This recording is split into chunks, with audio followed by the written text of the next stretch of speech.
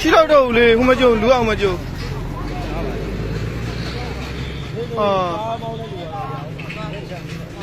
ဆိုင်ငယ်နဲ့လူကဒီရောက်မှာ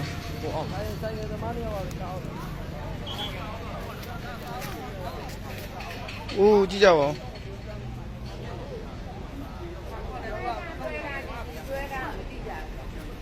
အဲ့လိုကြတော့ဟာလာကားနံပါတ်ကပေါ်နေမဟုတ်လားဘယ်လုံးမှန်ပါဘူးခေါင်းလုံးဒီမှာလေဒါကားနံပါတ်ဟုတ်တွဲနေပဲကဲကုလေးရင်ဖြစ်သွားကြတာပါကုလေးရင်ဖြစ်သွားတာပါကုလေးရင်ဖြစ်သွားကြတာပါဆိုင်ငယ်သမား2ယောက်ကားအောက်ထဲရောက်နေတယ်တဲ့ကားဆရာ2ယောက်ကုလေးအခုချက်ချင်းဖြစ်သွားတဲ့ဟာစိတ်တော်မကောင်းဟာလာ